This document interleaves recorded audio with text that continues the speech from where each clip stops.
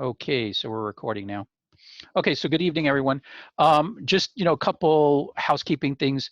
Just please remind everyone that they have to take the exam. You're not gonna, there's no way for me to give you the credit without the getting the email saying you completed the exam. So I just see last class we had, there were a ton of people on, but as far as taking the exams, there were not that many people. So everybody needs to take the exam.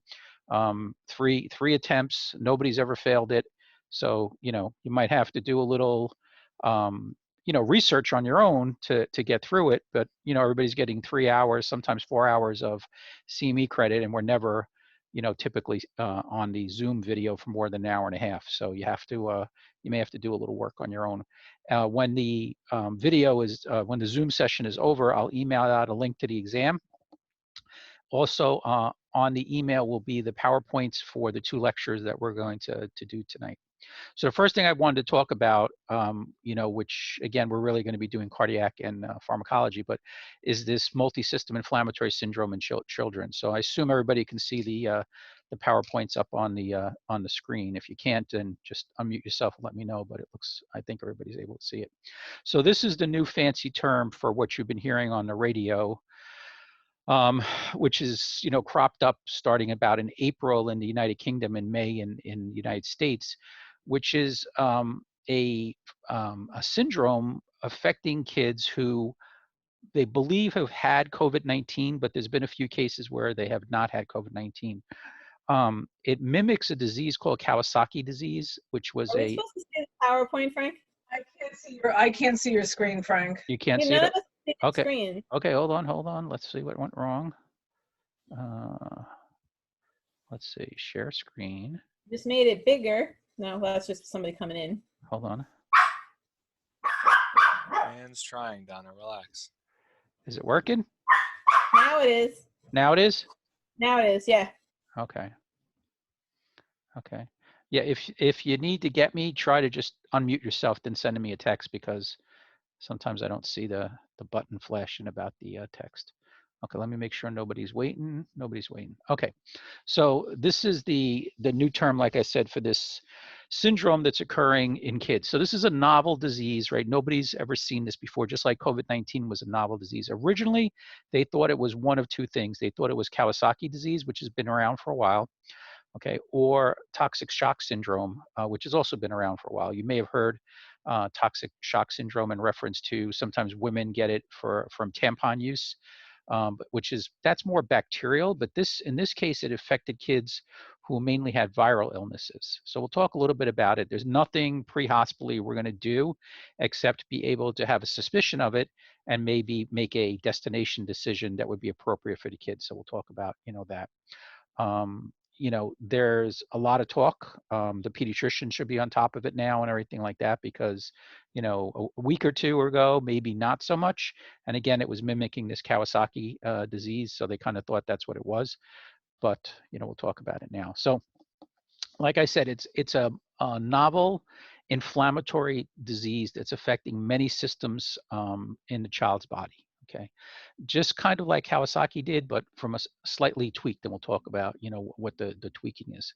Now, an inflammatory syndrome means that what's happening is that the immune system is overreacting to something. Now, we know that with COVID-19, there was, people dying from what they call the cytokine storm, which was an overreaction of the immune system to the COVID-19 virus. And it secreted a substance called cytokine, which is, present in your body whenever you're in a stressful situation or a disease situation.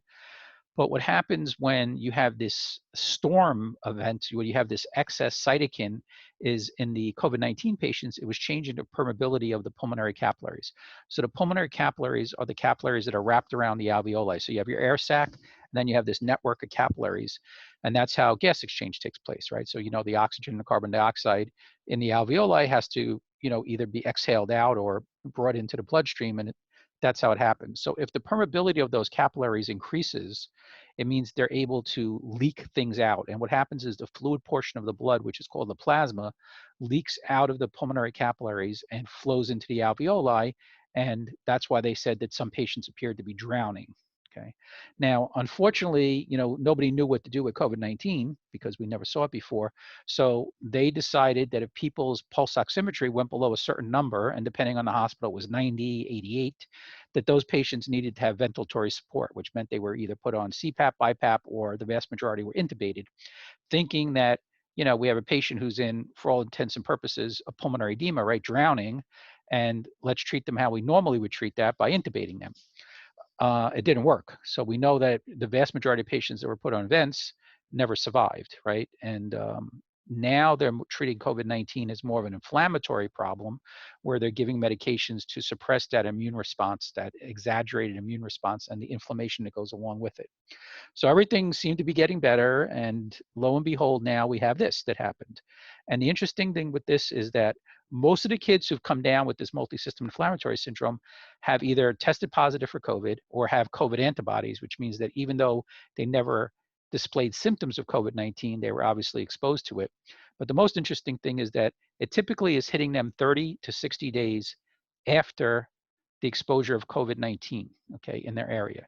So in Rockland County, we are at that 30 to 60 day mark of where, it was very, very intense, and now it's kind of starting to, peter out a little bit. Same thing like New York City. So you're seeing now cases cropping up in New York City and in many states now throughout the country. The best of my knowledge that there isn't one in Rockland County that I've heard of, doesn't mean there hasn't been, but I have not heard of one in Rockland County. Again, it could have went right from the house to the hospital, or right from the pediatrician's office to the hospital by the parents, then we wouldn't really know about it. But the other day they said they transported one from Nyack Hospital to Montefiore, but I don't know how that child, actually got to, Nyack Hospital, because it didn't go by a 911 ambulance. So that's kind of what we're facing now. And I'll explain what happens and everything like that in a second. So we know in general that kids themselves who had COVID-19, for the most part, had a pretty mild case of it, right? It was pretty rare that kids got very sick. And the ones that did get sick probably had this multi-inflammatory syndrome, right? And they just didn't know what it was yet. Okay. Most of the cases are under the age of 21. The vast majority are under the age of 16. Okay. As of the other day when I wrote this PowerPoint, there were 132 cases in New York. I'm sorry, actually, there were 145 cases in New York, okay, when I wrote it, and 3 deaths. So, I don't know if it's gone up a little bit since yesterday or not. Again, it was kind of similar to this Kawasaki disease. And in Kawasaki disease, the big problem was that there was a lot of inflammation in the coronary arteries of the heart. And kids were getting aneurysms and were getting heart attack-like symptoms, but they weren't having what we would consider to be the typical heart attack in the middle-aged to elderly patient. And the sad part about Kawasaki, and the sad part about this multisystem inflammatory syndrome, is that these kids were treated, got, quote, better, but actually had long-term damage to their heart. And they're afraid that this is the same thing that's going to happen in the multisystem inflammatory syndrome, that once the heart is damaged, it's damaged for good. And these are kids that are going to have, disabilities as far as their ability to, exert themselves, participate in sports. There's been cases with Kawasaki where kids actually had to have left ventricular assist devices placed in them to help the pumping action of the heart. So they're afraid, it's going to be a similar thing like that. So again, of the children who have had it so far, and to say they've had it, again, there's no one specific test for it. So it's based on some signs and symptoms we're going to talk about. And then there's like 15 individual blood tests that they run. And they say 3 to 5 of those, and they're all blood tests showing inflammation and infection in the body. So there's no blood test for this multisystem inflammatory syndrome. So they're just looking at the spike in certain blood tests that would be indicative of a massive inflammatory process in the body. So out of these kids who have had it so far, 90% tested positive for COVID-19, either by actually at the time they were being treated for multisystem inflammatory syndrome, they had a positive COVID-19 test, or they were totally asymptomatic from COVID, okay, not asymptomatic from this multisystem inflammatory syndrome, but they had antibodies to COVID, so the vast majority. But again, 10% did not show any, whether it be anecdotal from the parents, history of being sick, or had any positive testing. So that's even of more concern because, they're saying that would mean that people who'd never had COVID-19 could be, could be at risk for this. So, and they don't know if this is going to eventually be able to make its way over to adults. Now, Kawasaki, for the most part, again, is a pediatric disease. It can hit people in their early 20s, but it's mostly a pediatric disease. So they're kind of thinking the same thing. And one of the suspicions on why this and Kawasaki tend to be pediatric is that most kids have a healthy immune system. And this is an over-response of the immune system, triggering massive inflammation. So, if you have a healthy immune system and it can get tricked into over-responding by the virus, because that's what's happening, the virus is deceiving the immune system, who would have a more vigorous response than a child with a healthy immune system. So now the problem obviously is when you give somebody drugs to suppress their immune system, you now make them at risk for what? Catching anything else that's out there. So that's always one of the dangers when you give someone something to suppress their immune system. Okay, so again, it was first reported in the United Kingdom on April 26th, and in New York City on May 4th. Okay. And it's been, slowly creeping its way up. So 145 cases and 3 deaths as of yesterday. Again, 90% of the children either tested positive for the virus or had antibodies indicating they were exposed to the virus. But even though they never had any, so they were asymptomatic carriers, they never had any actual symptoms. Okay. Age distribution was 1 to 19. There was one infant. I think you might have remembered like 2 or 3 weeks ago, they talked about an infant that died. Again, I'm sure they're going to try to, if they have tissue samples left from that child, they're going to try to test it for seeing if they can pick up any of the markers of this multisystem inflammatory syndrome. And that age of 1 to 19, the vast majority of the cases happened under 16. There were only a couple cases between 16 and 19. Evenly distributed, white, black, Hispanic, everything like that, evenly distributed, male and female. So there's, nothing pointing towards any kind of race-based or sex-based or gender-based, increase. So here's the basic clinical criteria. So a couple things. The first thing is that the CDC said that they had to either have had a positive COVID test or have a positive COVID test. In New York State, they took that out because they're saying that since COVID-19 was so endemic to the state, it's pretty likely that the vast majority of people inside of the state either were exposed to it, had it, or were asymptomatic carriers and have the antibodies to it. So they took that out. The other thing that New York State changed was the fever. So here it says at least 1 day of subjective or measured fever. So subjective means nobody took their actual temperature, but they felt warm, they felt feverish, they were flushed or something like that. Okay. The CDC has 7 days, and that's also the criteria of Kawasaki, 7 days. And again, a fever is now considered anything over 100.4. Okay. So it used to be and growing up, you probably, had mom was looking at the 98.7, but now a fever is anything over 100.4. Okay. And then either a couple of the other things. So hypotension and shock. So again, when they have this, and this is a serious syndrome, right? This is not like they get a chest cold with COVID-19. This is a very serious syndrome. So the hypotension or shock, it says cardiogenic or vasogenic. So there's 2 ways that these kids can go into shock. Cardiogenic means that the inflammation has affected their heart. Typically what happens is it's an inflammation of their coronary arteries, depriving blood to the myocardium, which is the heart muscle, the part that squeezes and pumps. So they basically get, a left ventricular dysfunction. And that the left ventricle is the part of the heart that pumps into the aorta, pumps to the whole body. So if there's left ventricular dysfunction, there's shock, because if you can't pump blood to the aorta, there's not going to be a blood pressure, right? So that's a form of cardiogenic shock. And the vasogenic, vaso means blood vessels. So the vasogenic is what they call a distributive shock, which is the inflammation causes the blood vessels to relax. So if my blood pressure right now is 120 over 80, right, and my blood vessels are the correct diameter, if now all of a sudden I had this vasogenic or shock, we call it distributive shock, vasogenic shock, and the blood vessels double in size. So I didn't gain any fluid, right? I didn't gain any blood in the meantime. So if the pipes become twice the diameter, the pressure inside the pipes obviously has to drop. So they didn't lose any fluid in the vasogenic. They didn't lose any fluid in the cardiogenic. The problem in the cardiogenic is it can't pump. right?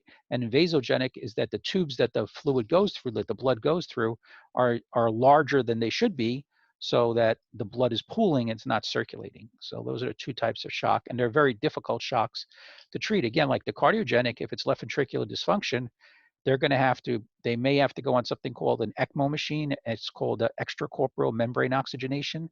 They cannulate their femoral arteries and veins, okay, and hook them up to a machine, which then the blood flows through the machine and it's oxygenated, okay, and I don't want to say clean, but oxygenated to keep the person perfused, keep the cells perfused. And if they survive, they're probably going to be a candidate for a left ventricular assist device. Okay, vasogenic, they're going to need some fluid to prime the pump, right? If you have an increased, if you ever, I don't know if anybody ever had an old well, but sometimes to start the pump of a well, you have to actually pour water down the pump. And that's called priming the pump. And so sometimes when you have this increased vascular space, you have to actually fill it with fluid before you can give something to make the blood vessels, tighten up, okay? Now, in the heart, it can cause a couple other things to happen. So a myocarditis, a pericarditis, or valvulitis. So those are all inflammation infections in the heart. So myocarditis is the actual muscle, the heart muscle. Pericarditis is the sac that the heart is in, the protective sac that it's in. And valvulitis is that the valves between the different chambers of the heart get infected. So all of those are very, dangerous situations.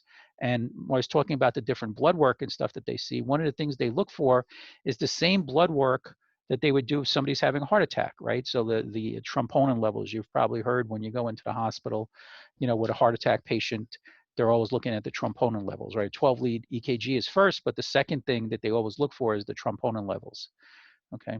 And, this is something typical of somebody having a heart attack.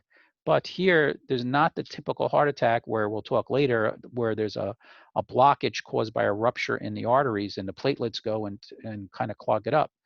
But yet they have the same findings, on blood work as if somebody's having a heart attack. Now, the other issues is it could go to the brain. They could have stroke-like symptoms. They could go into renal failure and need dialysis. And a lot of this is secondary to clotting that develops from the inflammation, clots that fly out and go to different places. You know already that, there's a neurological component to COVID-19 because people are losing their sense of smell and taste. And obviously the part, your brain is where you process that information. Yes, you have taste buds and smell sensors and stuff, but it's the brain that actually deciphers all that. And there are people with COVID-19 who had strokes, again, from the inflammation throwing clots. So this is just, the same thing. And then the skin symptoms, right? So I'm going to show you pictures of all the different things that happen on the kids, but they get a very distinctive rash on their body, okay? They get conjunctivitis or pink eye, but it's not the infectious conjunctivitis that you may have seen or had yourself, right? So there's no oozing. So the non-purulent means that there's nothing oozing out of the eyes like when you saw an infectious conjunctivitis, okay?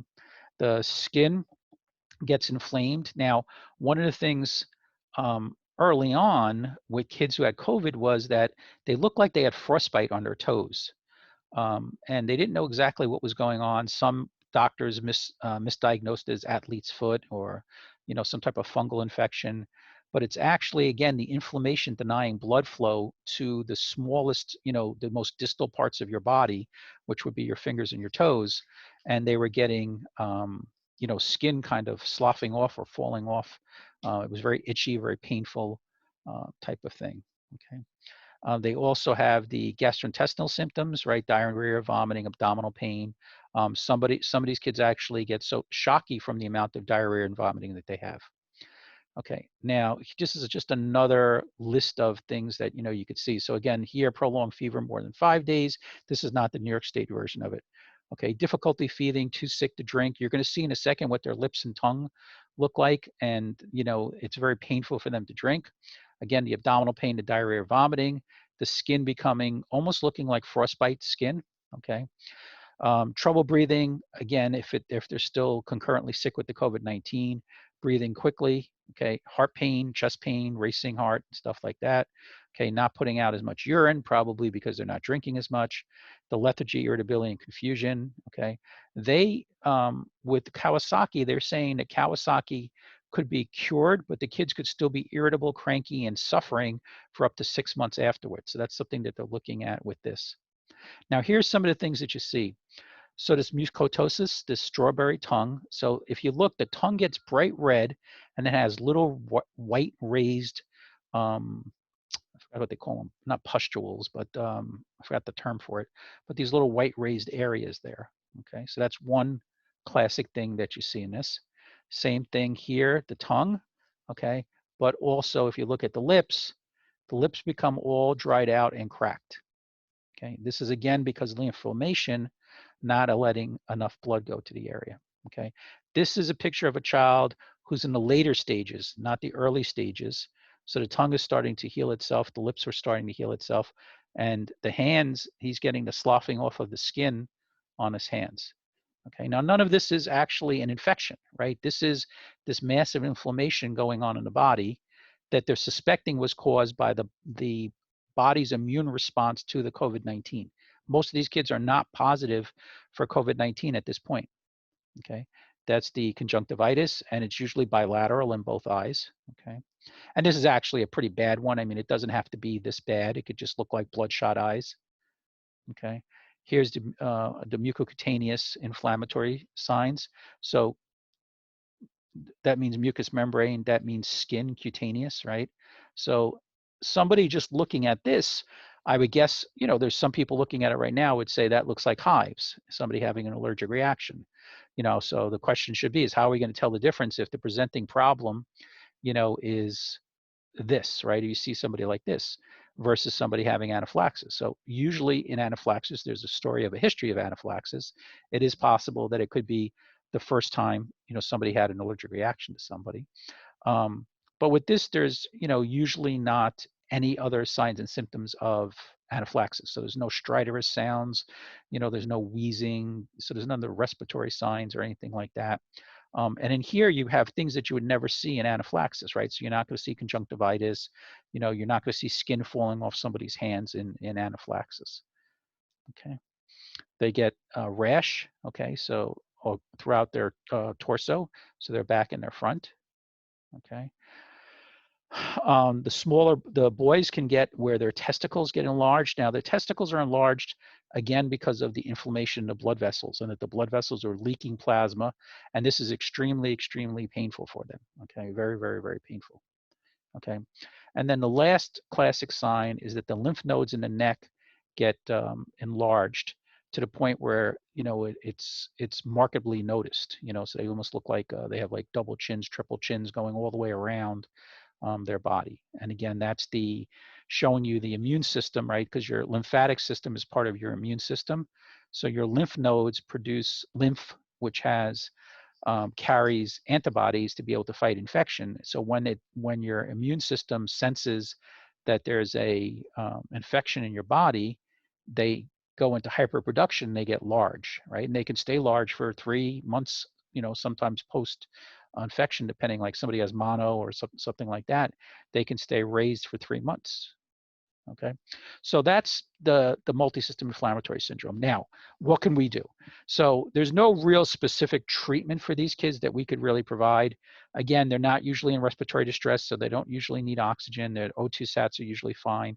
So there's nothing other than recognizing it and then transporting to the appropriate destination or hospital, right? So we in Rockland County do not have a pediatric hospital, okay? Good Sam has 0 in the way of pediatrics.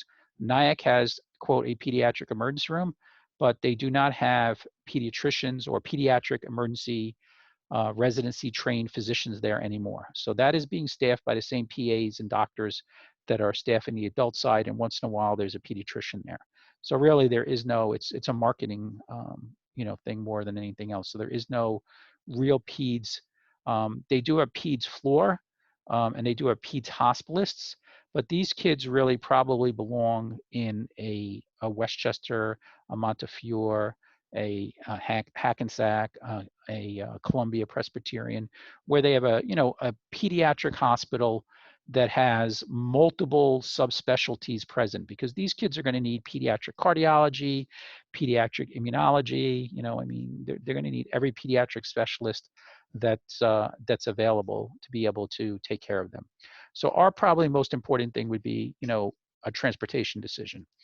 In saying that, most hospitals are starving for patients right now, and they want us to bring every patient, that we can to them because they're starving. And I know that's kind of shocking because, 2 weeks ago, they were telling us not to come. But that, in the last 2 weeks now, patients are not going to the hospital. There's not as many sick COVID patients, and the non-COVID patients are not going to the hospital.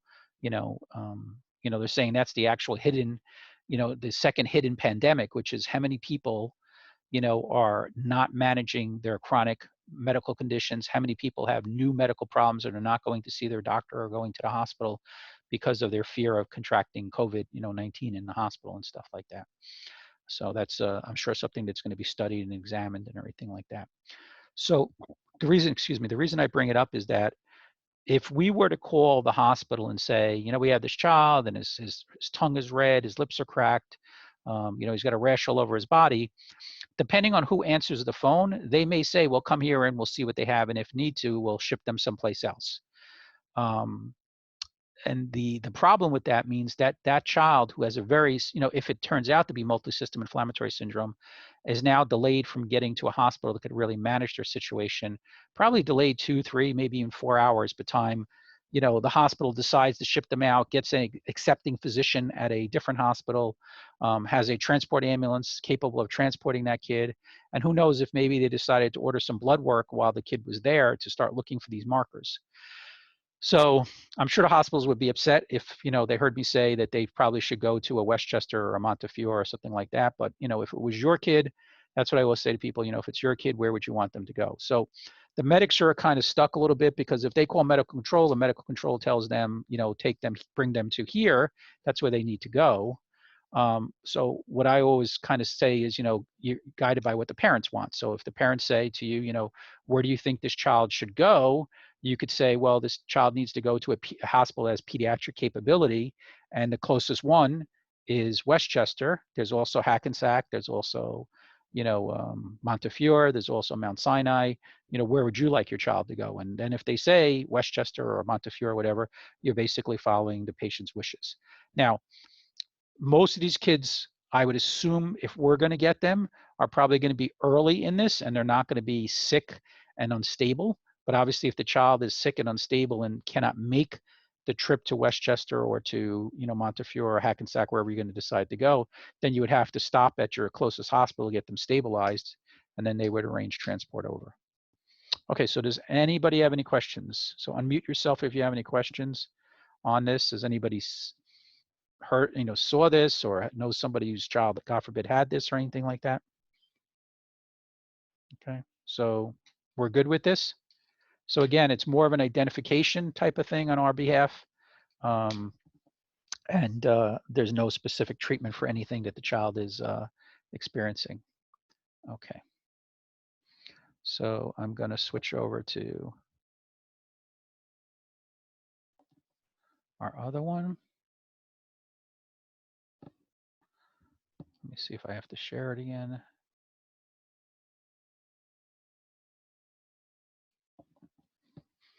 Okay, do you see the Hudson Valley Collaborative Protocol update? Somebody give me a thumbs up. Okay. Okay, so we're going to talk a little bit about the heart attack patient, the angina, the cardiac patient, and talk about some of the different medications. We'll talk a little bit about the asthmatic patient, and just go over some of the different medications that we use, in the pre-hospital setting. And really, the ability to use these medications is what separates us from people learning first aid, right? Because, a lot of the stuff that we do as EMTs could still fall under an advanced first aid class. But the ability to administer medications to patients is what, differentiates an EMT from, somebody just learning first aid type of skills. And the repertoire, the pharmacopoeia of medications that EMTs are allowed to administer is increasing. And it's good. You know, I mean, because you got to remember, there's definitely not a lot of people going to EMS. There's not a lot of people becoming paramedics. The new ALS provider probably in the next 10 years will be called an EMT intermediate.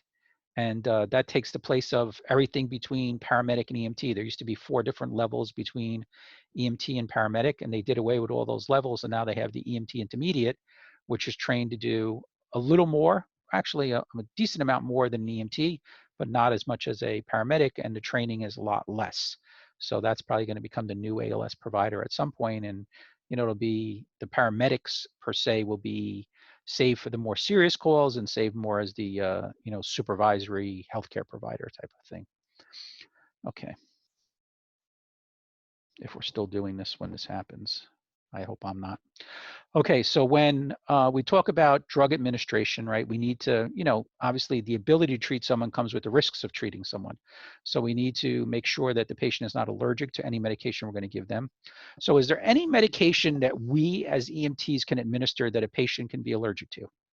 Anybody have any idea? Any medications that we can give? I'll unmute everyone. So Aspirin. aspirin would probably be the, yep. Aspirin would be the only one that I could think of that we could administer that somebody could be allergic to, right? And a lot of us, you know, especially a lot of the younger ones of us, have never taken aspirin. So it'd probably be rare that they would be allergic to it because they've never really exposed themselves to it. But you know, the older people who may have taken aspirin for arthritic type of pain and stuff like that could actually, you know, have a allergic reaction to it. So that's probably the main one.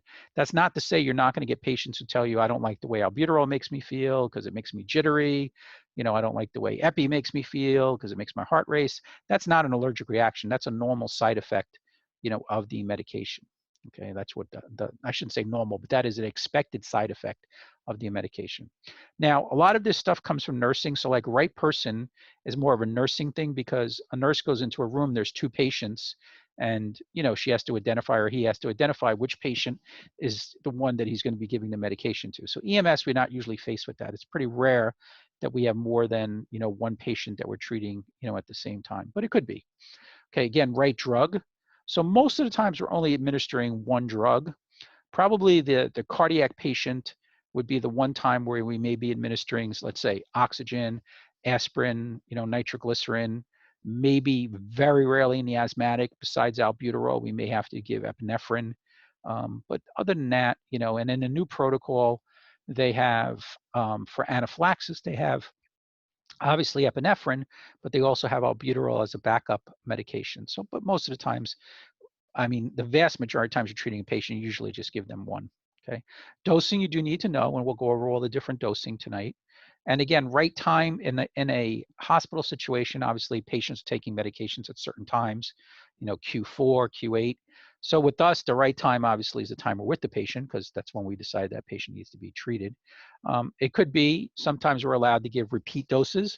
So, you know, you should know how long you should wait between dosages, but for the vast majority of drugs we give, you know, it's probably like a 5-minute mark that you're going to be waiting before you would give a second dose. Obviously, it would be important to know the different routes that you need to give medications. We'll go over all that. And then the right documentation. So when you're documenting, what you should have in the back of your mind is that 3 years from now, if somebody was reading your PCR, are you giving a good enough story so they understand why you gave the medication you gave, right? So in other words, let's say you're giving nitroglycerin to someone. So somewhere in your documentation, right, there should be the fact that the patient has a history of angina, which is why they have nitroglycerin, that they were probably in some way, shape, or form exerting themselves, and that exertion caused them to develop chest pain. And if that's not there, then somebody else coming along reading it is not going to understand why you chose to assist a patient with taking their own nitroglycerin. So you have to paint the story why you did it, okay? You have to include in your documentation that the patient, let's say if it's nitro again, that the patient had a systolic blood pressure greater than 120, didn't take erectile dysfunction medications, you know. So we're going to go through all the contraindications, but that should be all included in your documentation. Then obviously you have to document the time you gave the medicine, the name of the medicine, the amount of the medicine, the route of the medication, and then you want to document the patient's response to your treatment. So something like, you know, at 5 minutes post administration of nitroglycerin, the patient's pain went from a 9 out of 10 to a 5 out of 10. Their blood pressure remained above 120, okay? And we chose to give them a second dose because they still had, you know, chest pain, and so on and so on.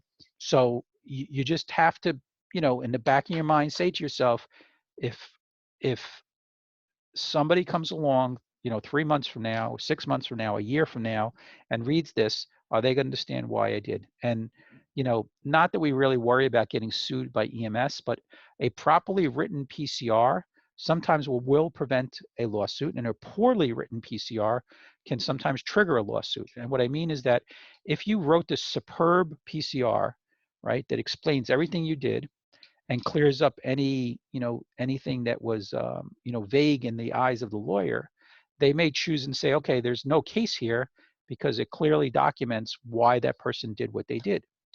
On the other hand, if you write a PCR that's lousy and you have a lot of misinformation or incorrect information, misspellings, and anything that's painting a picture that you're incompetent, it may trigger in the lawyer's mind to say, you know, okay, you know, there's potential here. Remember, you guys belong to a municipal, right, service, right? You're a fire service, so they're going to think that you have deep pockets because you're connected to a municipality.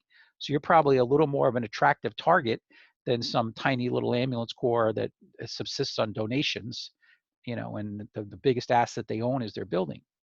So, you know, just always remember that, you know, unfortunately we live in a very, you know, legal society where people are, you know, quick to sue.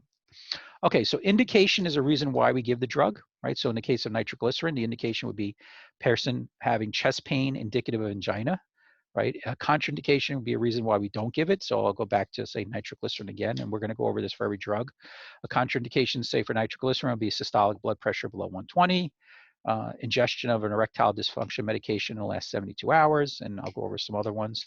The action is what the medication does. So in the case of nitroglycerin, it's a smooth muscle relaxant, and your coronary arteries have smooth muscle in them. So when you give somebody nitroglycerin, it relaxes their arteries in their heart, their coronary arteries, and gets more oxygenated blood to the heart muscle and relieves the chest pain. And I'll explain how that whole thing works. Interestingly, with nitroglycerin, you know, you have smooth muscle in a lot of places besides your blood vessels. You have it in your bronchioles of your lungs. You have it in your stomach, your intestinal tract. You know, so there's a lot of different places where you have smooth muscle. Nitroglycerin doesn't just work on the heart. So if you gave somebody nitroglycerin, their breathing would get easier, their digestion would get easier, and hopefully that their chest pain would get, you know, treated. Okay. And obviously the side effect of nitroglycerin, because it does relax blood vessels, is it could relax them too much and drop the patient's blood pressure, just like when they had that vasogenic shock, and they could faint, which is why we always give nitroglycerin to somebody who's sitting, ideally on the stretcher with their legs up in a semi-recumbent position, like kind of leaning back, so that if they start feeling lightheaded and dizzy, we can lower them down, right? And you know, in talking about that, like, what would you do? So you give somebody nitroglycerin, and they faint, they syncopize, you know, so what should we do? You know, and they may become totally unresponsive, or they may have a seizure as they become unresponsive because their brain's not getting enough blood. So it can be very frightening, you know, if you're not suspecting that something could go wrong with it. So what would you do? So, I mean, to me, what I would do is the first thing I would do is I would lay them flat, okay? Because if you try to start looking for a pulse and assessing them sitting up, it's going to be harder to find that pulse. So I would lay them flat. By laying them flat, you're already getting more blood to their brain, and this is a syncope, a fainting that's caused by lack of blood to the brain. So obviously you want to lay them flat, maybe elevate their legs a little bit, okay, and then, you know, check them, okay. So make sure they have a pulse, put them on some oxygen, and get a set of vital signs, and, you know, see if they start coming around and improving, okay. If it's just a fainting because of the nitroglycerin, as a side effect of the nitroglycerin, laying them flat. Okay, maybe loosening their belt if they have a big belly, so that, you know, that it's easier for blood to work its way back up. elevating the legs, putting them on some oxygen, should start bringing them around in the next 5 to 10 minutes. But I'll just tell you, 5 to 10 minutes of now trying to manage that patient and, in front of the family, they were talking to you, you gave them nitro, and now they're passed out on the ground. It's a little embarrassing, okay, trying to get them out of the house, dead weight, get them in the ambulance to get them up to the hospital. I know you have a short transport to Nyack, but trust me, that 5 to 10 minutes is going to seem like 2 to 3 hours, especially if you're managing it all on your own. And therapeutic level refers to that you have to have enough of the medication on board for it to accomplish its task. So sometimes we give somebody 1 nitroglycerin tablet, it doesn't work. And that's why we're allowed to give a patient up to 3 nitroglycerin tablets at 5-minute intervals as long as their systolic blood pressure stays over 120. So person's having chest pain, you check their blood pressure, it's over 120, you give them 1. If they say to you, it's helped a little bit, but I still have pain, you can wait 5 minutes and give them a second one. And that's what it's doing, is it's raising the therapeutic level of the drug so that it does what it needs to do. It does its action, its property that it's supposed to do. Okay. So again, if anybody has any questions, just unmute yourself. Okay, so we're going to talk about a couple conditions. So the first one we're going to talk about is angina, okay? Then we'll talk about acute myocardial infarction, and then we'll talk about congestive heart failure / acute pulmonary edema, and the pericarditis and myocarditis and endocarditis that we were talking about before. So when we assess a patient for, pretty much anything, but today we're talking cardiac, we have, certain things that we expect to hear, certain things we expect to, inquire about. So most people having a cardiac condition are probably going to have chest pain. They may not describe it as pain. You've heard pressure, you heard somebody sitting on my chest, a belt squeezing my chest. So everybody describes it a different way. There are those patients who just complain about abdominal complaints, right? My stomach hurts. I feel like I have indigestion. I feel like I have reflux. And that's because when we talk about heart attacks, we classify the heart attack by which wall of the heart is involved, right? So when we do a 12-lead EKG, we're basically doing a picture around the heart, okay? And the heart has different walls. It has an anterior wall, it has a lateral wall, it has a posterior wall to your back, and it has an inferior wall, which is the bottom wall of the heart that sits above your belly. And when someone has an inferior wall MI, because the inflammation or the pain being generated is right above your gastrointestinal tract, and since there's a lot of nerves there, that when you have an upset stomach, about it, right? Because of all the nerve endings. A lot of times people having inferior wall MIs actually have more GI symptoms than they do have chest symptoms, cardiac symptoms, right? Typical chest pain symptoms. And that's why we always have to have a suspicion when somebody has a complaint of abdominal discomfort that it could be a heart attack. And inferior wall MIs are fairly common, right? They're a very common presentation in women, okay? They're a common presentation sometimes in the elderly. So they're not an uncommon MI. And we'll talk about that, as we go on. The OPQRST, right, is a way that a mnemonic that somebody invented to remember the questions that you want to ask. So the O is onset. So in other words, when did it start? What were you doing? Okay, provocation, does anything make it better or worse? Did anything bring it on? Okay. Quality, can you describe how it feels? Is it sharp? Is it stabbing? Is it dull? Is it pressure? Is it a belt? The problem with quality is if you start giving them all the different adjectives, they're just going to pick one that you tell them. So a lot of times we always say we want the patient to describe it in their own words. Okay. Radiation, does it go anywhere? So if you're having pain in your chest, does it radiate to your arm? Now there's some people who don't have pain in their chest, right? Sometimes the pain is where? It could be their jaw, it could be their back, okay, it could be their neck. The one place that you always heard people having heart attacks have pain is the arms, and a lot of times it used to be the left arm. I have to tell you, and again, this is not a study, but just in my experience in treating patients, I can't ever remember somebody telling me they had pain in their arm. I've had people have pain in their jaw. I've had people have pain in their head, pain in their neck, pain in their back, their shoulders, and all that stuff. But I've never had anybody have pain in their arms and stuff. So, I'm having a little computer glitch here where something came up on the screen. So let me just see if I can get it to go away. I don't know if you're seeing it too, but hold on one second. Okay.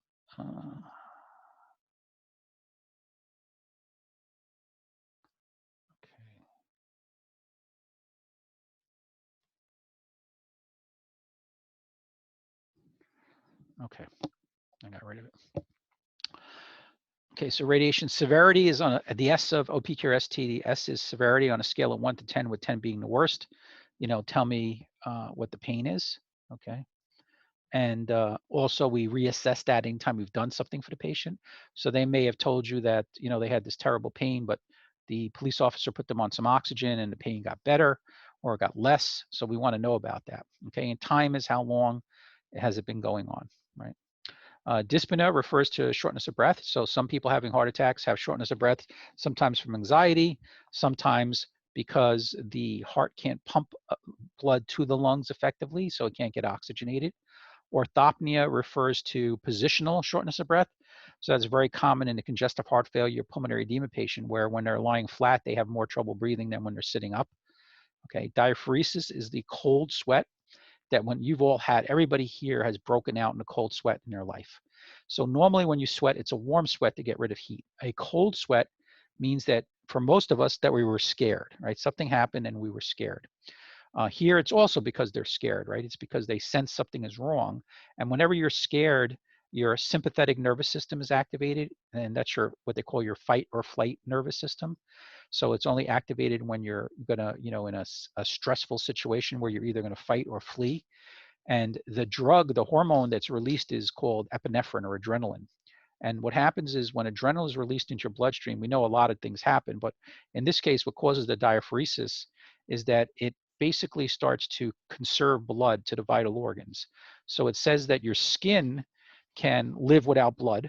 So what it does is it actually shunts blood away from your skin towards your vital organs. And when it shunts blood away from your skin gets cool, it gets pale, right? And then the reason it gets moist is that we have pores on our skin that we sweat through, and they have a little muscle that either keeps them open or closed. So every pore has a little, muscle.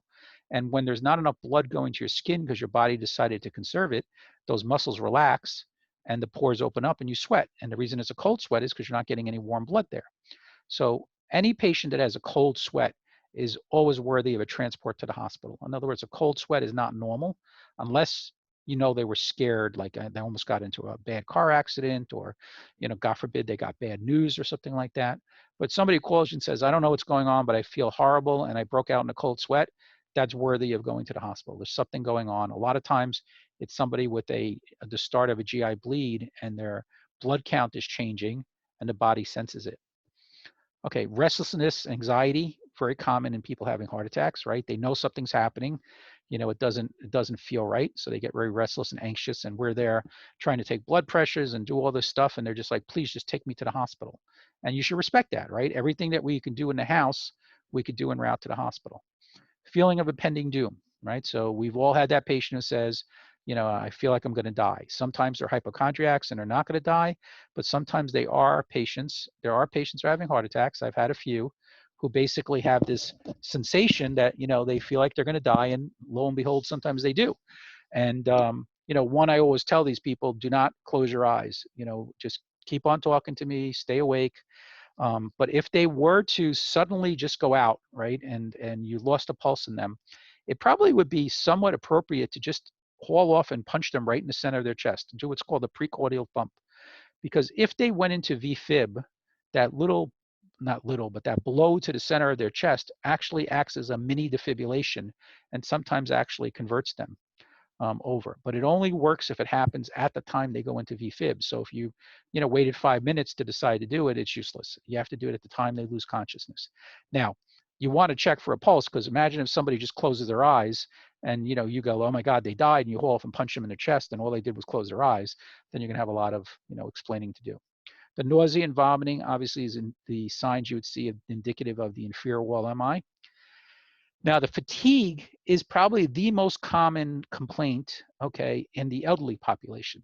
Remember, as you get older, your nerve endings start to deteriorate, so they don't feel the pain the same way. So probably one of the more common complaints you're going to get when an older person has a heart attack is that they're just tired, they're weak, okay, they're fatigued, and we call that sometimes general malaise, and that should always be suspicious of a heart attack in an elderly patient.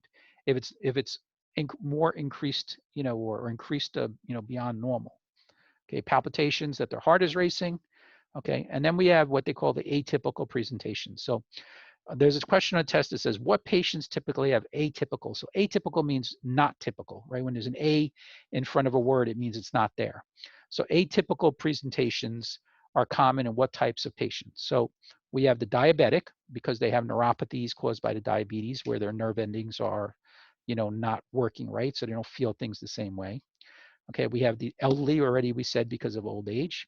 And then women typically also have atypical presentations, where a lot of times they have GI complaints more than chest complaints, again, because the inferior wall MI is more common.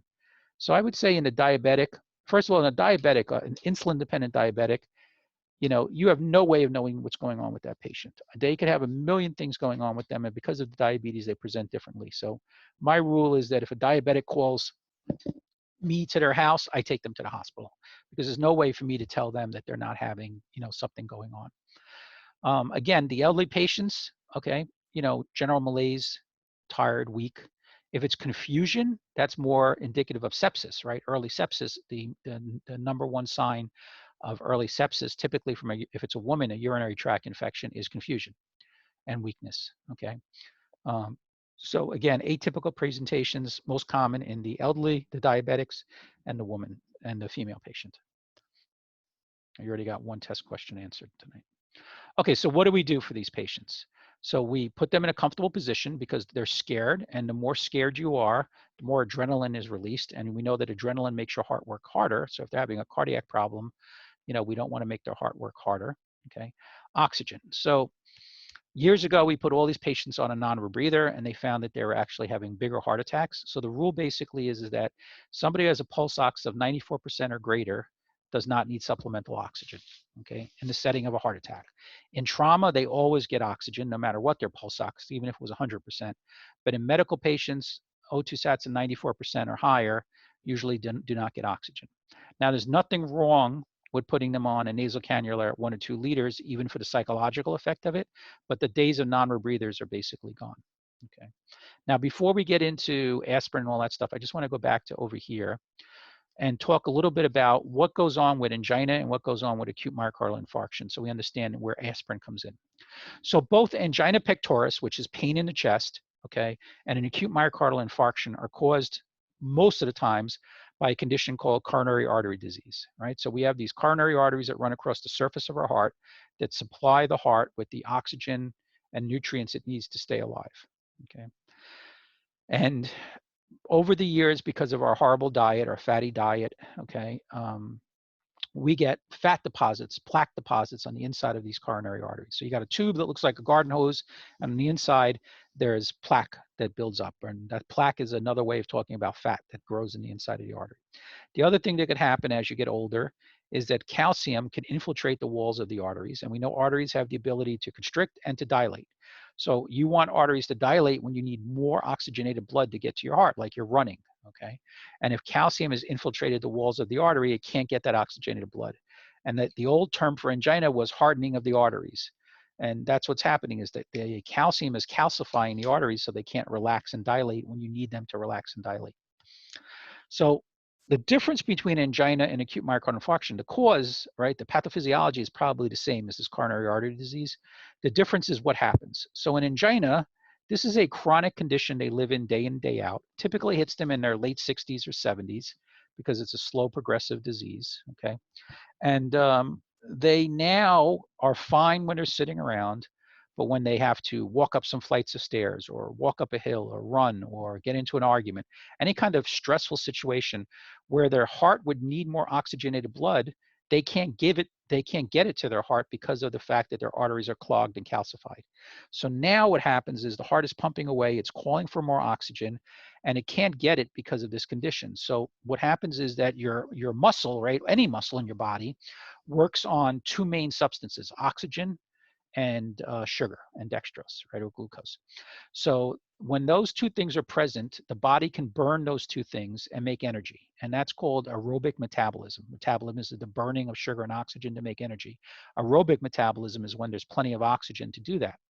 So when they don't have that, they revert to what's called anaerobic metabolism. And when you are in anaerobic metabolism, you still make energy, just not enough of it. But the bigger problem is that the byproduct, the waste product, right? When you burn something like your car engine burns the gasoline and oxygen, the byproduct goes out the tailpipe. Well, when we burn oxygen and sugar, the byproduct of that would be water and carbon dioxide. And we conserve water or urinate out water if we have enough of it, and we exhale the carbon dioxide. But when it goes to anaerobic metabolism, which is making energy without a lot of oxygen, the waste product is called lactic acid. And when lactic acid infiltrates into a muscle or is present in a muscle, it gives a burning, painful sensation. And that's what's happening in angina. So this person walks up the flight of stairs, their heart's calling for more oxygenated blood. It can't get it. Okay, so what happens is it now gets chest pain because of that burning sensation in the myocardium.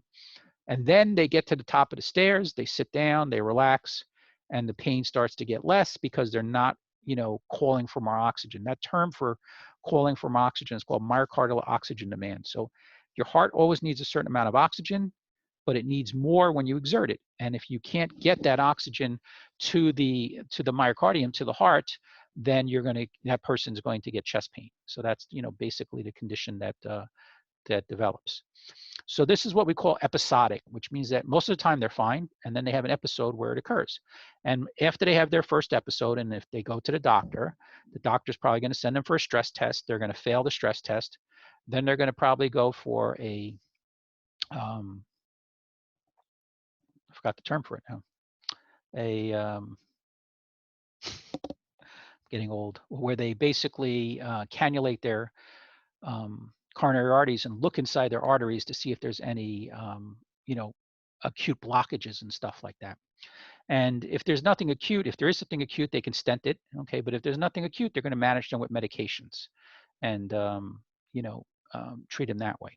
And they're going to give them nitroglycerin as an emergency drug that if they did something that caused their heart to develop chest pain, that they should sit and relax and take the nitroglycerin.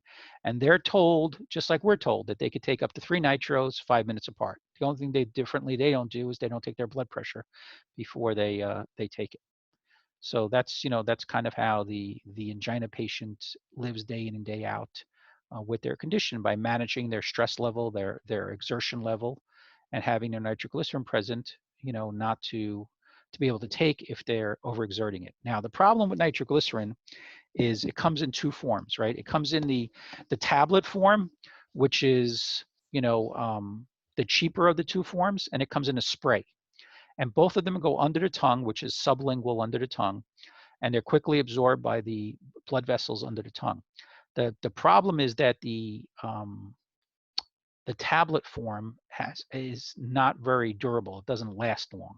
So picture that doctor, made you buy this medication, cost you $50, and you've been carrying it around for 2 years. You never had to use it, and now it's going to expire. You're going to need to get new. Some people may say, I'm not going to bother to refill it because I never had to use it. Now they have their chest pain, right? And they have their old nitroglycerin and they take it and it doesn't work. So what happens to their chest pain? Well, it increases because they think now that, it's supposed to work. They don't know that it's old and it doesn't work because of that. And they think there's something horrible is happening to them. So now they're more nervous and they, increase their myocardial oxygen demand. They have more chest pain. So that's one of the issues with nitroglycerin. The spray tends to work better than the tablet does, but the spray is like 10 times more expensive than the little white tablets are. So depending on your insurance, you may get stuck with getting the tablets. If you have Medicaid, then you'll get the spray. But if you have, your own insurance, you may get stuck with the tablet depending on what kind of insurance you have. Now, the other thing with nitroglycerin is, how do we know, right? We're using the patient's nitroglycerin. We're not carrying it. So how do we know that nitroglycerin is still potent, right? Is still working and stuff like that? So when you put it under the patient's tongue, they should feel a little tingling sensation or burning sensation, and they should get a little bit of a slight headache. The tingling sensation is more common in the tablets than it is in the spray, but the headache is common in both. And the headache is secondary to the vasodilation, the lack of blood getting up to the brain, or not the lack of blood, but the decrease in blood getting up to the brain. So if you gave somebody nitroglycerin and they didn't describe anything under their tongue and they didn't have a little bit of a headache, you kind of question, especially if their pain did not go away, you kind of question if the nitroglycerin is still potent. Okay. So that's the angina patient, right? So again, it's a condition, episodic, they manage it day in, day out. Could somebody who's having an angina pectoris condition continue to exert themselves and cause damage to their heart like in a heart attack? Absolutely. But most people, because the pain is so intense, do not do that, right? They stop, they sit, they call for help. So they don't usually, exert themselves to that extent. Well, before I go on to the acute myocardial infarction, does anybody have any questions or anything? He's almost done. Any questions? No, not. Sometimes it's okay to you don't have all the answers. No questions? Okay. You know, but my sister does. Okay. So the acute myocardial infarction, same etiology, right? It's the plaque deposits inside of the heart. Okay. The difference here is that, when we have something inside our arteries, that doesn't belong there, the body grows a cap over it and kind of locks it into place. What happens in the acute myocardial infarction is that cap ruptures and the body thinks it's a wound on the inside of the artery, okay? And whenever the body thinks there's a wound on the inside of the artery, it sends something called platelets, right? The thing that makes scabs or blood clots to it. So here's the fat, and there was a rupture in the cap. You see this is the cap on it, okay? And the platelets started to go. And what happens is the platelets now stick to each other. That's called platelet aggregation. The platelets have the ability to stick to each other. That's what makes the clot or the scab. And the problem with the platelets is the first problem is that there was no wound, right? So they should have never gone here. It's just some fat that broke. But they did go, okay? But the problem is that they don't just stop when they make a nice little scab over it. They keep on sticking and sticking and sticking for hours. And in the situation of a heart attack where your coronary arteries are pretty small in diameter, is they actually clog up the artery. Now, we do have a treatment for those patients, which is aspirin. So aspirin interferes with what they call platelet aggregation. Platelet aggregation is the clumping of the platelets together, okay, to stop, it stops the clot from developing. So if you got hit with chest pain and you took 481 milligram aspirin, you chewed them and swallowed them, you probably would have minimal blockage in your arteries, okay? The problem is that most people don't have aspirin at home, and if they do have aspirin, most people don't think of taking it right away, and they're dependent on us coming, okay, and giving them the aspirin. So whatever clotting occurred from the time they had the onset of their chest pain, okay, till we got there with the aspirin occurred. And the aspirin we give them at that point doesn't get rid of it. It just stops further blockage. So the quicker somebody gets aspirin, the better off they do. So the most important drug to give someone who's having a heart attack, if their pulse ox is above 94%, would be aspirin. If their pulse ox was below 94%, I would put them on oxygen, then give them aspirin. And again, the only patient that's not going to get aspirin is the patient who has a history of history of anaphylactic reaction to aspirin. Okay. Some people would say, obviously if they have a GI bleed at the same time they're having a heart attack, they shouldn't get aspirin, which is true, but I've never ever, think about it. What's the chances of somebody having a GI bleed and a heart attack? I'm sure in the world there's been those cases, but it's pretty rare that you're going to see somebody, having a GI bleed and aspirin. But if they do, call medical control and be guided by what they tell you to do. Okay, so let's just go back.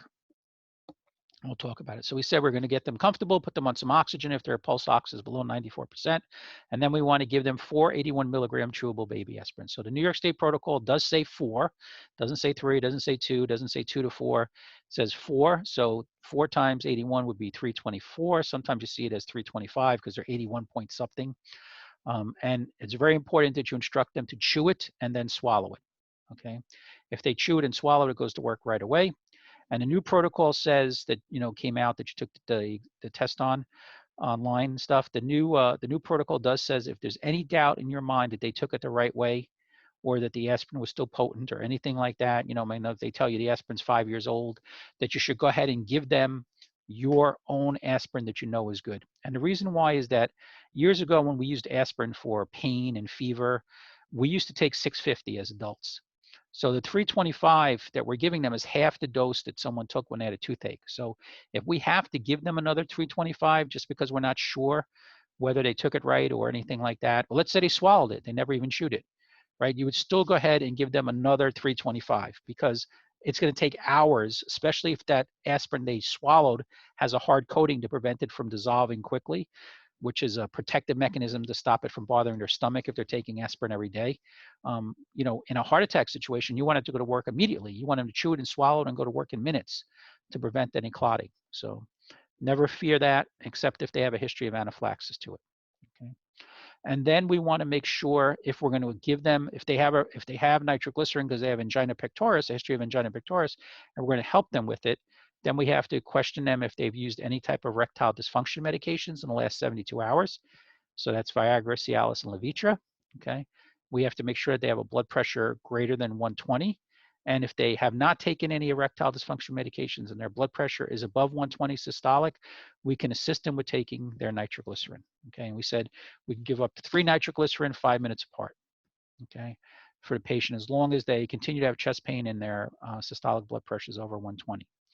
Now, if you had a patient who you were initially suspecting it was angina, and you had them sitting down, relaxing, you put them on oxygen, and they took a total of 3 nitroglycerins and their pain was not relieved, and you knew the nitro was fresh, right? They had some burning sensation, they had some headache.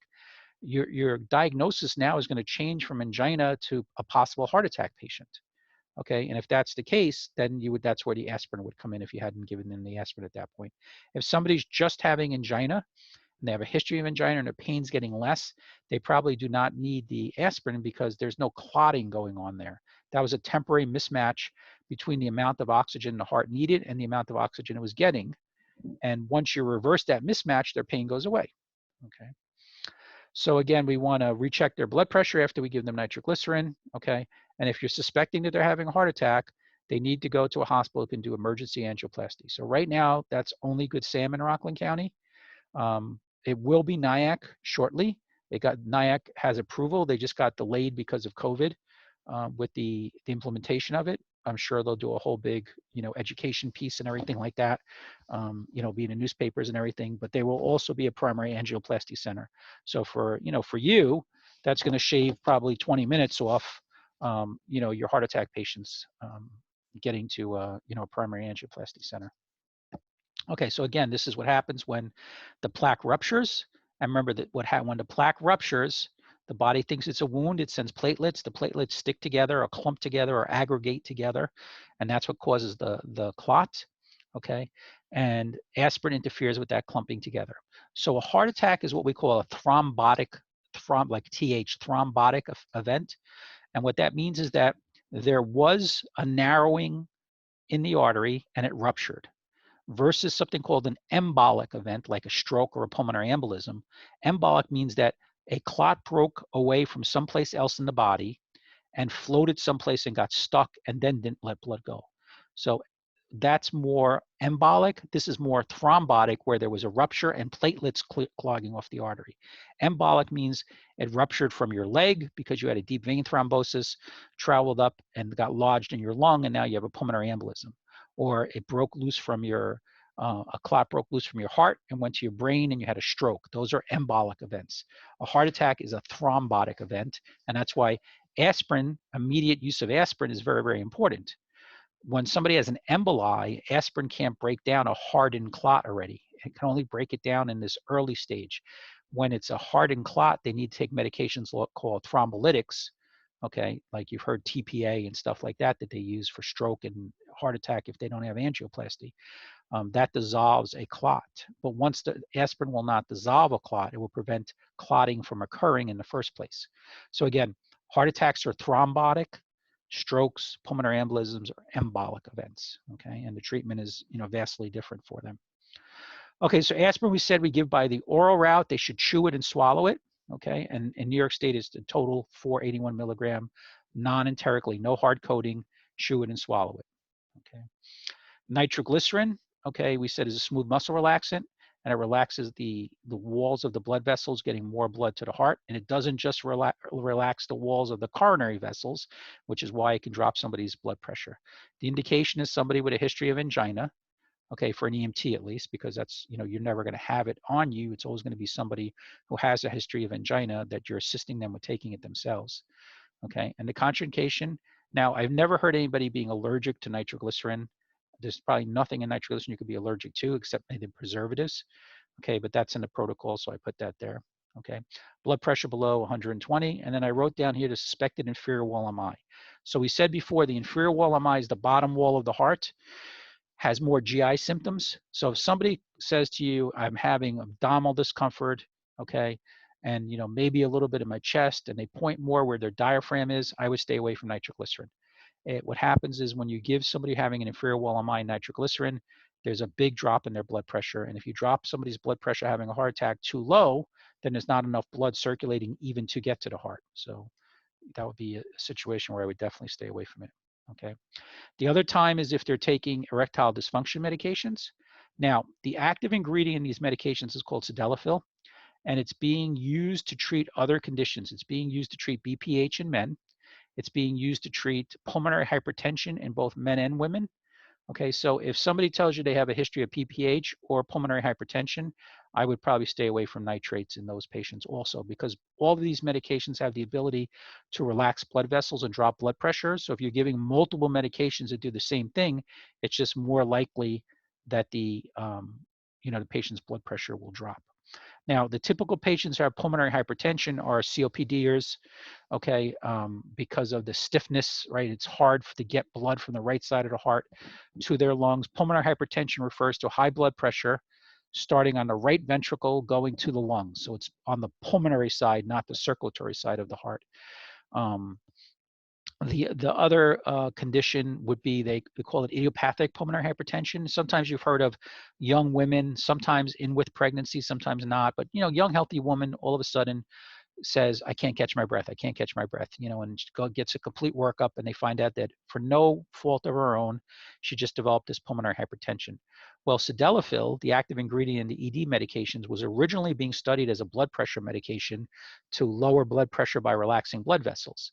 And in the study, the side effect of it in men was that they got an erection. I shouldn't say they got an erection, that when they did get an erection, it was better and lasted longer. So obviously the marketing people put two and two together and said, screw the blood pressure part of it. The erectile dysfunction part of it will be the moneymaker. And they no longer pursued it as a blood pressure medication, but pursued it as an erectile dysfunction medication. But it still has that ability to relax blood vessels. So it works in men and women to relax the pulmonary hypertension and get more blood from the right side of the heart to their lungs so they don't feel short of breath. So that's why, it's being used there. Okay, so again, we said 3 doses, 5 minutes apart. Sublingual means under the tongue. That's the route that we give it to them. And I'm going to unmute everybody. What time is it? It's 8:44. Hold on for a second. How are we holding up? Can we go another 10 minutes and just go over some of the asthma stuff? Go ahead, sir. Okay. I think you guys are good. I don't think we need any more asthma stuff. What's that? Okay, just give me 10 minutes because it's on the test. I'll go through it quick. Round J2. Okay. And then if anybody has any questions. So asthma is basically a spasming of your bronchioles, of your air passageways, okay? And most of the times people who are asthmatics are fine, and then they have a trigger, exposure to a trigger. It could be dust, it could be pollen, it could be smoke, it could be exercise, it could be stress. Everyone has different, there could be multiple triggers in people. And when that happens, they have what's called an episodic, hypersensitivity to their airway where their bronchioles start to spasm closed. And it becomes very difficult for them to breathe, okay? Now, another thing that could happen in asthmatics, because they're breathing very fast, especially if they're dehydrated, is they can get what's called mucus plugging. So this is obviously dead people's airways, right? This is a bronchiole going into an alveoli, right? Same thing. And you could see the mucus that dried up in here and caused their airways to be basically have an obstruction from the inside out. This was a tremendous mucus plug, dissected out of some poor person who died's airway. So we can actually prevent this by giving asthmatics humidified oxygen, right? So you should have humidifiers on the ambulance, and asthmatics, children, pretty much anybody having respiratory complaints that's breathing fast is at risk for drying out their mucus. The short time that we're with them is probably not a big deal, but it would definitely help the situation versus hurt the situation to give them humidified oxygen. So again, nasal cannula, 2 liters through a humidifier, would be the better way to give them oxygen. You never saw somebody in the hospital on oxygen where it was not running through a humidifier. It's just some weird thing about EMS that we don't use humidifiers and stuff. The humidifiers nowadays are one-time use disposable humidifiers, so you don't have to worry about the water sitting there and breeding bacteria and stuff like that. So they're pretty simple, devices to use. Okay, all different types of triggers we said for asthmatics. Doesn't really matter what their trigger is. They just need to be aware of it and try to avoid it. And the classic sign and symptom that somebody has when they're having an asthma attack is wheezing. And wheezing is the sound that the air makes when it's traveling through a narrowed bronchiole. So it's like sticking your fingers in your mouth and blowing air and whistling. It's the same thing, okay?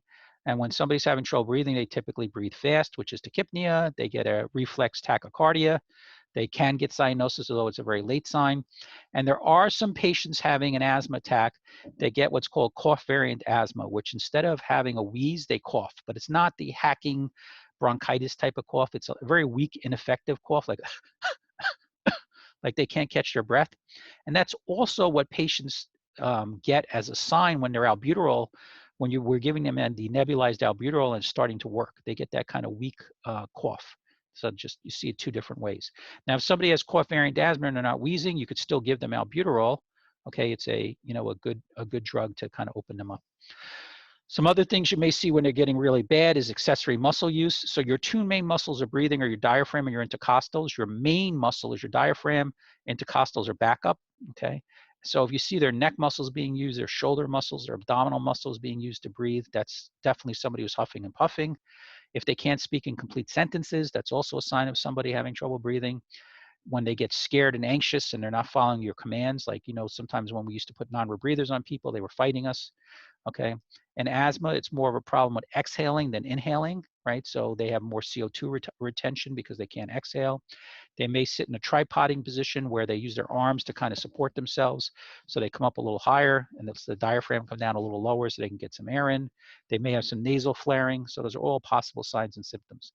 Now, an asthmatic that is not being managed correctly, and a lot of times the problem is they try to treat themselves in the house before they call for hours, can go into a condition called respiratory muscle fatigue. Now, asthmatics that don't respond to albuterol go into a state called status, like status asthmaticus. So status asthmaticus is a dying asthmatic. It's an asthmatic that can't break their bronchospasm and they're going to die from it. And they go into this, what they call respiratory muscle fatigue, which is that because they were breathing so hard and fast and they weren't bringing enough oxygen in, they weren't bringing enough CO2 up, they also reverted to that anaerobic metabolism and their muscles are starting to get weak and not move effectively, okay? So what happens now is that they don't breathe air down to their alveoli. So the distance from your nose to right above your alveoli is called your dead air space. And there's no gas exchange that takes place in there. And then you have the alveolar space when air gets down to the alveoli. So every breath, you have to bring air down to your alveoli to be able to have gas exchange. If you're breathing weak and ineffectively because your muscles are tired, you only move air up in your dead air space. You don't get a lot of air down to your alveoli, and therefore you don't have good gas exchange. And what happens is they start to get tired. They start to get, weak. They can't keep their head up. And you know that you've never seen a respiratory patient want to lie down. So if you find them laying down or you can lay them down in respiratory distress, that means that they're so altered, they're so hypoxic that they're imminently going to die. So at that point, I would grab the bag valve mask and start ventilating them. And if they let you, then you know they're bad, because anybody having trouble breathing is usually not going to let somebody put a bag valve mask over their face. Now, at this point, when they get into this respiratory muscle fatigue, they can no longer use the albuterol, right? They're too tired, they're too confused, they can't operate the nebulizer. So this is a situation where we'd have to call medical control and say we have an asthmatic that's been having an asthma attack for hours, and they're weak, they're almost unconscious, they're barely breathing. Can we go ahead and use the EpiPen? The same EpiPen that you would use, or the same check and inject epi that you would use on a anaphylactic patient, is now allowed to be used in an asthmatic patient. The only difference is that in anaphylaxis, it's a standing order where you make the decision to give it. But in asthma, since it's so rare that patients get this sick, you have to call medical control for permission to use it, okay? So let's go back. But anyway, the problem we were talking about before, these yellow tubes that are bronchioles that go into the air sacs. So that's what we were kind of talking about before. So we'll talk about epi in a second, but albuterol, okay, is the main drug that we use. Both you and the agency have to have approval to use it. Albuterol, the way we carry it, you know, as EMS, is preloaded with 2.5 milligrams and 3 mLs in a little container. I'll show you in a second. And you run the nebulizer at 4 to 6 liters per minute. So most people would say 6 liters per minute they would do, okay? You don't have to sit in the house and give them the albuterol. You can get them out to the ambulance and give it out to the hospital. A lot of times if you start treating them in the house and they start feeling better, they're going to want to stay home, which means they're probably not really 100% better and they're just going to call you back. You're allowed to give up to 3 doses, a total of 3 doses of albuterol, and that's back to back. So what'll happen is they'll huff and puff on the nebulizer for a couple of minutes. It'll stop misting as much as it usually does. You can take it out of their mouth and kind of slap it a little bit to let the moisture fall back down into the nebulizer and then let them finish it up. And then as soon as they finish it up, you put more albuterol in and your second dose in and let them go. You don't have to wait in between. Albuterol is a bronchodilator. So again, we said asthma is a bronchoconstrictive problem. So a bronchodilator reverses that effect. It does have some effect of making them jittery, nervous, make their heart race, but not as much as epinephrine. Okay, so that's all common things. Again, 2.5 milligrams, 3 mLs, run it at 4 to 6 liters, more likely 6 liters, and you can give a total of 3 doses. Now, putting the nebulizer together. So basically in the bag, it comes in pieces. This piece screws onto the top over here. So this goes right over here and screws on. That's your medication chamber. After you put it together, I would take the albuterol and squirt it down this chimney into here, right? So this is all together. You can put it in right now while it's still open and then screw it together, but sometimes you'll spill some, okay? Once that's all together, you're gonna take this part goes over here and it calls what a T-piece because it'll look like that. On one end of the T-piece, this mouthpiece plugs in, the oxygen tubing plugs into the bottom. It'll look like this when you're done, and you're gonna run it at 4 to 6 liters per minute, okay? Some nebulizers have corrugated tubing at the end of it, some don't. And nowadays, because of the COVID, we really refrain from giving nebulizers, you know, unless for some reason we're 100% certain it's not a COVID patient, because what they would basically be doing is spraying the virus into the ambulance by having them huff and puff and breathe through this. Same thing like CPAP. We don't really use CPAP now anymore. There are filters that could go on the end, take the corrugated tubing on. There's a filter that goes over here that when they exhale through, it traps, you know, just kind of like our N95 masks, traps the virus. Okay, so then it would be okay to use it. The problem is that those filters are in very short supply because the whole world is, you know, trying to gobble them up. So this is how the albuterol comes, 2.5 milligrams and 3 mLs. You would hold it and twist this off and squeeze it into the nebulizer. Okay. Oh, just one thing with this. When you're holding it, don't have one finger here and one finger on the back. Because if you put pressure and then twist this off, it'll squirt out, you know, out into your face or whatever. You'll lose it. So the better way to do it is have one finger along this edge, one finger along this edge, and gently, gently, gently twist it, and you'll have minimal spillage. I mean, you're gonna have a little, but you'll have minimal by doing it that way versus if you have one finger here and one finger on the back and do it.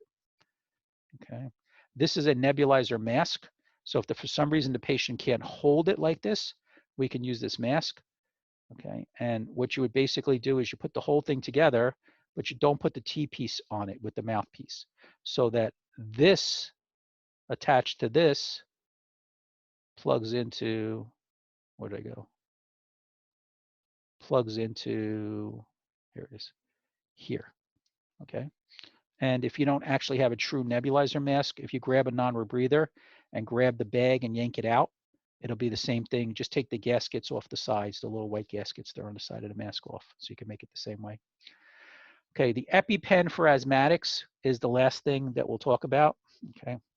So this was an addition about a year and a half ago, maybe 2 years ago to the protocol, which is that if you have an asthmatic that is in that respiratory muscle fatigue, they have that status asthmaticus, they're not moving any air, they're hypoxic, they have high CO2 levels, their mental status is declining, they can't follow commands to use albuterol, so basically they're dying. It's going to be very difficult to ventilate them because they have this bronchospasm in their lungs.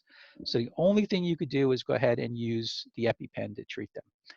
Okay, but it is a medical control option because, again, it's so rare to be able to use it. Now, your dosing is going to be exact same dosing that you would do for anaphylaxis. So does anybody remember, you know, the dosing, or like how do we decide whether the patient's an adult patient? I'm unmuting, guys, I'm unmuting everybody for a second. So does anybody remember how you figure out whether you're going to do the pediatric dose and the adult dose, and what the pediatric dose is, what the adult dose is? Anybody know? Peds, 0.3 for adult, 0.1 for a ped. Good. Okay, so I'm going to mute everybody because there's a lot of background noise. Okay, so basically what it is, it's weight specific.